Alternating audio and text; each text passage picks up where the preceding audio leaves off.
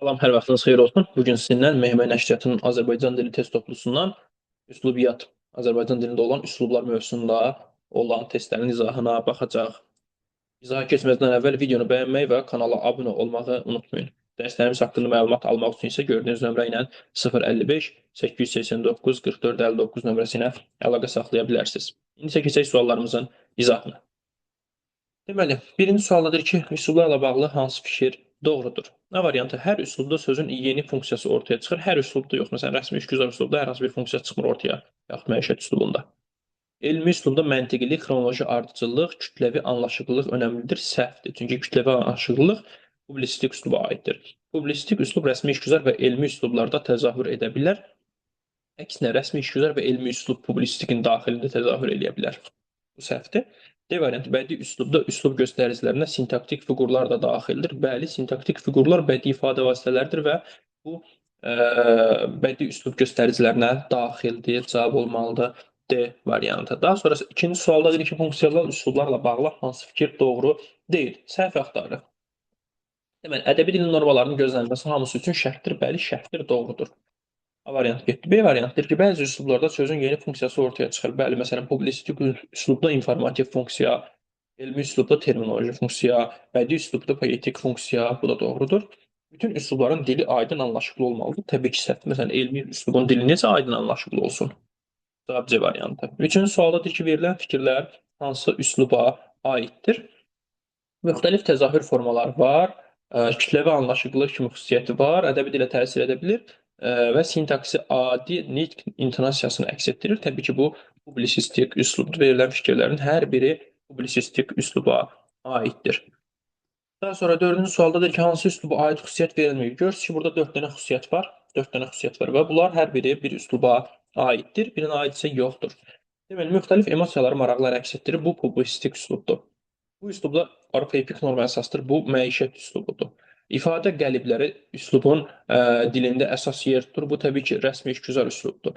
Bu üslub daha çox beynəlmiləl üslub hesab olunur. Bu da elmi üslubdur. Cavab olmalıdır E variantı. Daha sonra 25-ci sualda yox, 25 nə idi üzr istəyirəm. 5-ci sualda deyir ki, verilən nümunələrin ardıcıl olaraq hansı üsluba aid olduğunu müəyyən edin. Deyir ki, onu belə görəndə məni dərd apardı. Bu təbii ki, bədii üslubdur. Birincisi bədii üslubdur. Daha sonra ikincisi deyir ki, bu qərardan irəli gələn məsələlərin həlli yerli icra orqanlarına tapşırılsın. Bu təbii ki, rəsmi işgüzar üslubdur. Qardaşım, bunu da evə gedəndə aparın. Bu nədir? Bu məişət üslubudur. Məişət. Sonra aldığımız məlumata görə sabahdan havalar istiləşəcək. Bu da publisistik məzmun daşıyır. Deməli, bədii, rəsmi, məişət, publisistik. Bədii cavab olmalıdır D variantı. Daha sonra 6-cı sual. Bir xüsusiyyətlərdən biri də dəqiqlikdir. Bu fikir hansı üslublarla bağlı ortaq fikirdir? Ortaq fikirdir. Bu elmi üslub da özünü göstərir, rəsmi işgüzar üslub da özünü göstərir, dəqiqlik.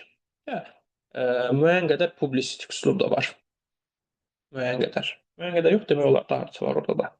Çünki qəzet məqalə dilidir, mətbuat dilidir, dəqiq olmalıdır. Deməli, elmi, rəsmi, publisistik. Varmı elə bir variant? Hə, var B variantında. Daha sonra 7-ci sualda deyir ki, səhv fikri müəyyən edin.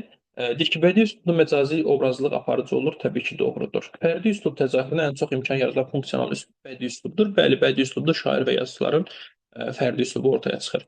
Dil vahidlərindən məqsədyönlü istifadə iki baxımdan özünü göstərir. Deməli, dil baxımından məqsədyönlü istifadə etmək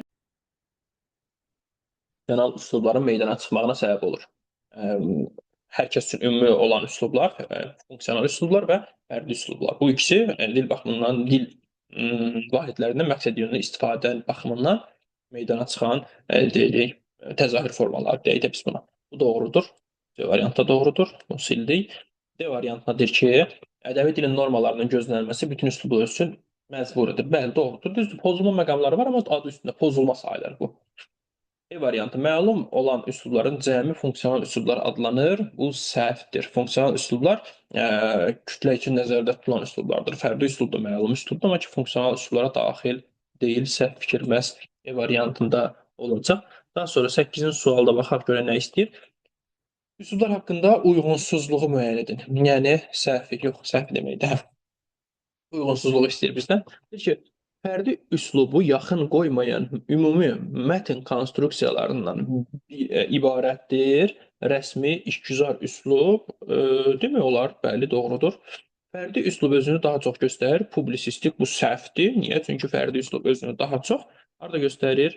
Bədii üslubda. Cavab B variantı olmalı. 9-cu sualda deyir, Azərbaycan dilində bizə çatan ilk yazılı nümunə hələ ki 13-cü əsrə aiddir.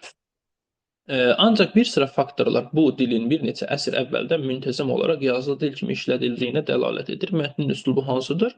Bu publisistik mətni xatırladır.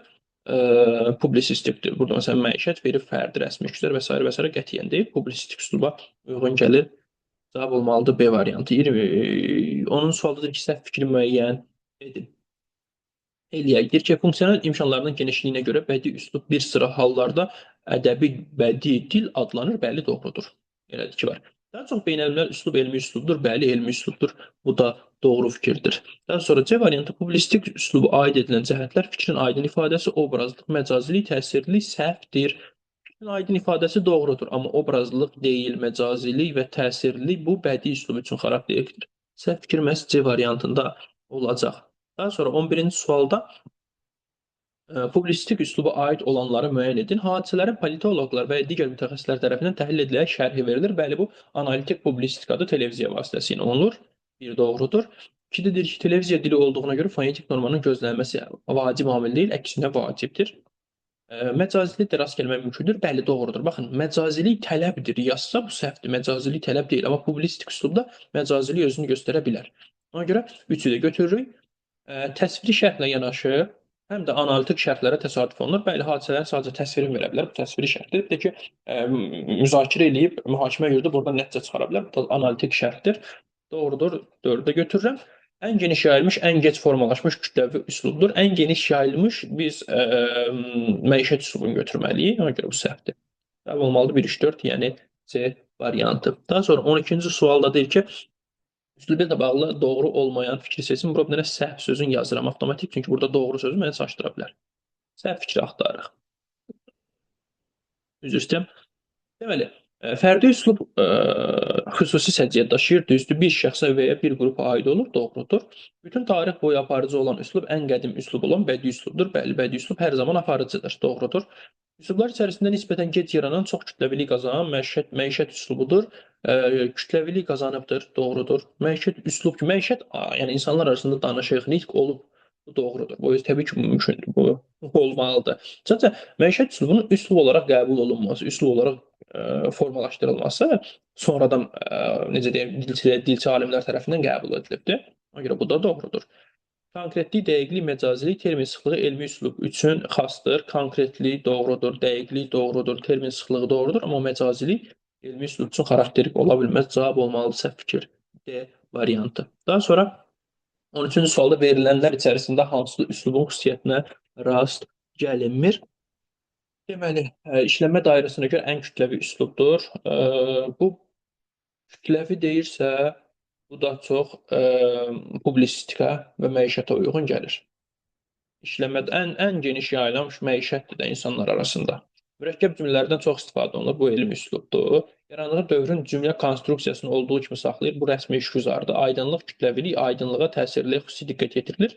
Bu da publisistik üslubdur. Yerdə qaldı B variantı bədii üslub.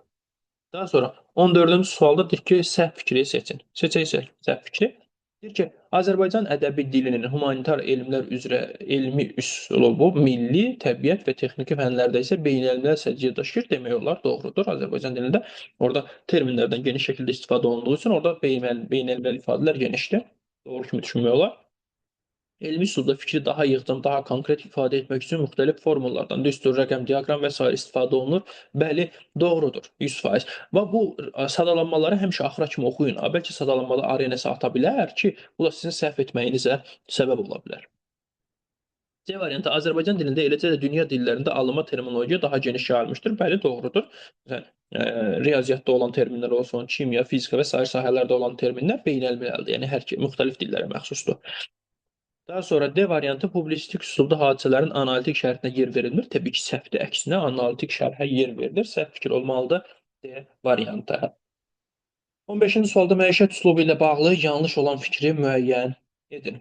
Məişət üslubu. Sərbəst xalq danışıq dili hesab olunur, səhvdir. Sərbəst deyil. Məişət üslubu dialekt üstü üslubdur. Dialekt üstü. Yəni orada hər kəs istədiyi kimi danışmır. Orada ədəbi dilin arxaipik norması gözlənilməlidir. Ədəbi dildə olan sözlər işlənməlidir. Demək, arxaik sözlər, var sözlər, vulqar sözlər istifadə olunmamalıdır. Bu üslubu pozur. Səhv fikir. Bizdən səhv fikir istəyir. Mən bunun üstündən niyə xətt çəkmişəm ki? Bu da cavab elə. Səhv fikir məhz elə A variantı olmalıdır. Daha sonra 16-cı sualdadır ki, rəsmi işgüzar üslubu haqqında yanlış fikri müəyyən edin. Eləyək. Deməli, A variantında deyir ki, bu üslubun əsas göstəricisi informasiyanın standart formada yığcam verilməsidir. Bəli, standart olur, yığcam olur. Fərdi ünsürlərinə demək olar ki, yer verilmir. Bəli, doğrudur bu da. Lüğət tərkibi yığcam sintaksi məhdud, normallığı sabit deyildir. Doğrudur, lüğət tərkibi yığcamdır. Sintaksisi də eyni qaydada məhduddur. Amma normallığı sabit deyil. Yəni, deyir ki, onda olan standartlar hər zaman gözlənilmir, amma əksinə gözlənilməlidir. Səhv fikir məhz C variantında olmalıdır. Daha sonra 17-ci sualda yanlış fikir müəyyən edin. Obrazlı təfəkkürdə sözün poetik funksiyası da sözün adi informativ funksiyasına əsaslanır. Təbii ki, bu doğrudur. Yəni məcazi mənanın deyir yaranması həqiqi mənadan törüyür. Doğrudur, həqiqi mənadan törüyür. Məcazi mənalar. A variant getdi. B variantına baxaq. Bədii üslub ümumxalq dilinə əsaslanır. Bəli, doğrudur. Ümumxalq dilinə əsaslanır. Fərdi üslubu mövcud ictimai tarix şərait yaradır. Bəli, yəni hər hansı bir şair, yazıcı yaşadığı şəraitdən, yaşadığı dövrdən ona uyğun yazı formasına sahib olur deyək. Bu da doğrudur. Yəni bunu ümumiləşdirmə olaraq aparmır, amma yəni, əksər hallarda belə olur. Əksər hallarda belə olur. Sonra bədii üslubda dialektizmlərə, vulqarizm və varvarizmlərə rast gəlinir. Əslində doğrudur, rast gəlinir. Rast gəlinməlidirmi? Xeyr, əslində. Niyə? Çünki bunlar üslubun şərtlərini pozan məqamlardandır, istənilən üslubu. Amma yəni rast gəlinir deyir, rast olmalıdır demir. Yəni rast gəlinir deyir, doğrudur, rast gəlinə bilər. İşgüzar sənədlər xüsusi dövlət əhəmiyyəti daşımır, həcmcə nisbətən böyük olur. Doğrudan da işgüzar sənədlər xüsusi dövlət əhəmiyyəti daşımır. Bax, sənədlər rəsmi və işgüzar olmaqla iki qrupa bölünür. Rəsmi sənədlər dövlət əhəmiyyətinə sahib olan sənədlərdir. İşgüzar sənədlər isə xüsusi dövlət əhəmiyyəti olmayan, hüquqi əhəmiyyəti olmayan sənədlərdir. Bura qədər doğrudur, amma həcmcə nisbətən böyük olur hökmü səhvdir. Rəsmi və işgüzar sənədlərin bir-birinə müqayisəsində rəsmi sənədlər daha böyük olur həcmcə. Ona görə bu fikir səhv eləyir. Variantımız cavab olmalıdır. E variantı. Daha sonra 18-ci sualda elmi üslub haqqında səhv fikir müəyyən edin. Səhv. Elmi təfəkkürün ifadəsi olub bu və ya digər elm sahəsini bildirir, dilidir, doğrudur. Bu üslubda çox mənalılığa, mətnaltı mənaya, fikrin müxtəlif cür anlaşılmasına yer verilmir. Bəli, doğrudur. Bu mətnaltı məna, çox mənalı filan bədii üslub üçün keçərlidir. Elmi üslubda obrazlığı, emosiyanlığa adətən təsadüf edilmir. Təbii ki, doğrudur. Bu üslubda mürəkkəb cümlələr, modal sözlər çox istifadə olunur. Bəli, bu da doğrudur. Hal-hazırda özləşmə meyli nəticəsində milli terminologiya daha çox üstünlük təşkil edir. Səhvdir. Terminologiya baxımından beynəlmiləl terminologiya, alınma terminologiya daha çoxdur, daha genişdir. Ona görə cavab olmalıdır məhz E variantı. 19-cu sualda bədii üsluba aid edilə bilər. Ədəbi dilin normalarına tabe deyil, tabedir. Yəni bütün üslublar normalara tabedir, tabe olmalıdır. Düzdür, pozulduğu məqamlar olur, amma adı üstünə bu pozulma sayılır. Bir sildi. 2. Sözün poetik imkandan istifadə etmək mümkün olur və doğrudur. Normanın yeniləşməsi ümumxalq dil vahidlərinin ədəbi dilə gəlişi bu üslubdan başlayır. Bəli, doğrudur. Bədii üslubu adətən şair və yazıçılar öz fərdi üslubları vasitəsilə yeni sözlər, ifadələr və s. daxil edir. Nəticədə dil zənginləşir. Ədəbi dilə yeni ifadələr daxil olur. Doğrudur. Bədii üslub digər üslublara təsir edə bilmir, əksinə təsir eləyir. Ən çox təsir eləyən məhz budur. Hər cür təhkiyənin dili nəsr dilidir. Hər cür təhkiyənin dili nəsr dilidir, səhvdir. Niyə? Çünki təhkiyə nəzmlə də ola bilir. Getdi. Cavab olmalıdır 2-3, yəni C variantı. 20-ci sualda Azərbaycan Gənclər Təşkilatları Milli Şurasından ibarət Gücümüz Birlikdədir koalisiyası Dəvəci rayonunda növbəti təbiət mühafizə aksiyası keçirir. Nümunəsi ilə bağlı funksiya hansı üsluba aiddir? Təbii ki, bu publisistik üsluba aiddir. Düşünün ki, bunu efirdən xəbər olaraq verirlər çox güman ki. Yəni bu publisistik üslub nümunəsi hesab olunmalıdır. Daha sonra baxaq 21-ci suala. Deyir ki, hansı fikir yalnız publisistik üsluba aiddir, yəni digər üslublara aid olmasın. Ədəbi dilin normalarına riayət edilir, hamısına aiddir bu. Yəni təkcə bu birinə aid deyil. Bir dəqiqə.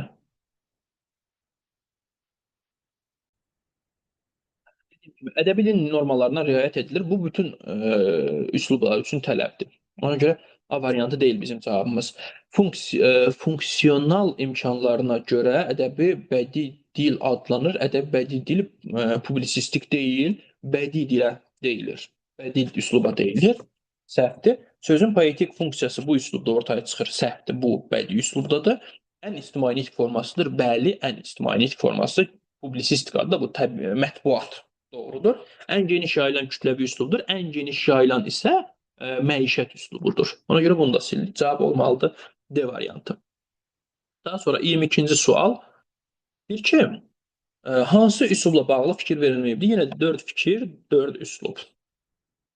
Deməli, həm təsviri, həm də analitik səciyyə daşıyır. Bu publisistik üslubdur. Konkret dil göstəriciləri yoxdur. Bu məişət üslubunun xarakteridir. Bu üslubun dilində ifadə qəlibləri əsas yer tutur. Bu rəsmi işgüzardır. Mürəkkəb cümlələrdən geniş istifadə olunur. Bu elmidir. Yerdə qaldı B variantı, bədii üslub. Daha sonra 23-cü sualdadır ki, yazıb sizə bildirirəm ki, bu ərizədir və ya izahatdır. Bu da rəsmi işgüzara aiddir, sənət dilidir.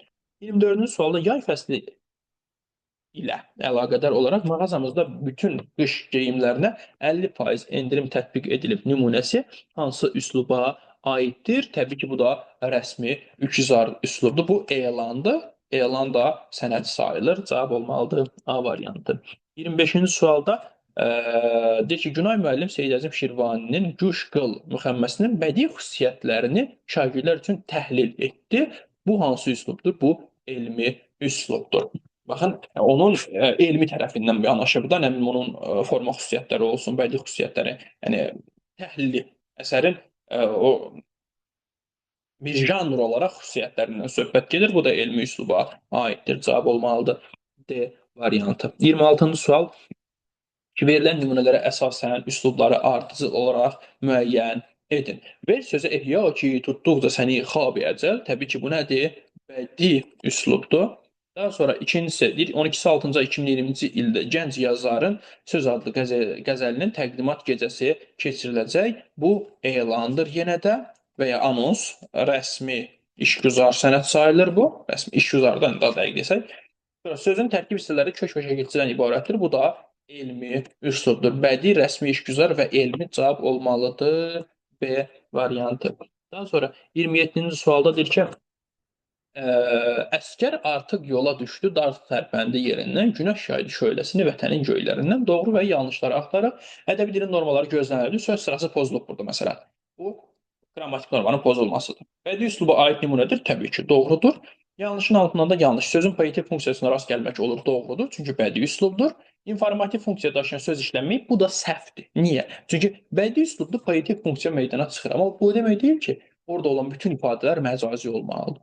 Məsələn, vətən burada həqiqidir. Düzdürmü? Düzdür. Günəş həqiqidir. Deməli, 2-4 olmalıdır. Cavabımız D variantı. Daha sonra 28-ci sualda hansı üsluba aid nümunə yoxdur? Baxaq. Deməli, bizim məclisimizə xoş gəlmisiniz. Bu məişətdir. Sonra dağlar da bu dərddən dilə gəldi. Bu bədiidir. Vəsait müəllimlər və abituriyentlər üçün nəzərdə tutulub. Bu rəsmi işgüzar üslubdur. Çünki bu kitabın əvvəlində qeyd olunan annotasiyadır. Annotasiya. Bu da sənəd sayılır. Budaq cümlə baş cümləyə tabe olub onu izah edir. Bu da elmi üslubdur. Yerdə qaldı C variantı, publisistik üslub. Daha sonra baxaq 29-cu suala. Deyir ki, verilən açar sözlərə əsasən üslubları ardıcıl olaraq müəyyən edin. Kütləvi anlaşıqlılıq, aydınlıq, təsirli. Bu təbii ki, publisistik üsluba aid xüsusiyyətdir. İkincisi, Nitqin təbiilik məişət üslubu üçün keçərlidir. Dəqiqlik, ardıcıllıq bu elmi üslub üçün keçərlidir. Fərdiliyin olmaması bu da rəsmi işgüzar üslubu üçün xarakterlikdir. Publisistik məişət bu da B variantıdır. Publisistik məişət başqa variant ki, bunu belə başlamır. Elmi, rəsmi işgüzar doğrudur. Cavab olmalıdır B variantı. 30-cu sualda verilmiş fikirlər hansı üsluba aiddir? Elmi kütləvi əsərlərin dilidir. Lüğət tərkibi anlaşılır olmalıdır. Sintaks və s. bu verilən fikirlər publisistik üsluba aiddir. Məsələn, burada kütləvi sözünü görən kimi avtomatik elmi əsərlərin dili desə, bu artıq publisistik yox, elmi üsluba gedir. Amma elmi kütləvi deyilsə, bu publisistik üslub üçün xarakterlikdir. Daha sonra 31-də deyir ki, ah unudulmuş vətən, ah ya, ay yazıq vətən. Dünyalar titrədi, aləmlər mayalla qaçdı, fələklər bir-birinə nəsə. Bu publisistik üslub nümunəsidir. Niyə publisistik? Çünki bu Cəlil Məmmədquluzadənin Azərbaycan məqaləsidir. Məqalədir. Cəlil Məmmədquluzadənin Azərbaycan məqaləsindən bir nümunə sayılır və publisistik üslub nümunəsi sayılmalıdır. 32-ci sualda deyir ki, verilmiş fikirlər hansı üsluba aiddir? Müxtəlif üslubların nümayəndələri birləşir, ədəbi dilin şablonlarını təmizləmiş haldır. Dialoji nitq bu üslubun canıdır. Təbii ki, bu məişət üslubudur. Müxtəlif üslub burada birləşir də, yəni hər kəs məişət dilində danışır öz aralarında. Deməli, cavab olmalıdır E variantı. Daha sonra 33-cü sual, verilmiş fikirlər hansı üsluba aiddir? Mövcud ictimai tarix şəraitdə yaranır deyirsə, bu fərdidir. Ən qabarıq ifadəsi bədii üslubdadır, yenə fərdi. Bu üslub xarakterik üslubda adlanır. Bəli, fərdi üslub cavab olmalıdır. C variantı. Xarakterik üslubda deyilir, çünki hər kəsin xarakterik nitqində bu fərdi üslub. Daha sonra 34-cü sualda deyir ki, Eyler-Venn diaqramının tələblərini nəzərə alaraq yanlış fikirləri müəyyən edin. Bax, diqqətli olun, səhvləri axtarırıq biz burada. Deməli, böyüyün üzünə qayıtmazlar. Bu, atalar söz və ya məsəl sayılar, bu da olar bədii üslub. Sonra, verilən söz də izahdır, bu da lüğətdən nümunədir, bu da elmi üslub nümunəsi hesab olunur. Və biz bunları nə edirik? Müqayisə edirik. Bədii təyindən istifadə edilmişdir. Bədii təyin epitetdir. Bizə nə istəyir? Səhv istəyir. Təyin epitetdir, epitet yoxdur burada. Məsələn, təyin yoxdur burada, səhvdir.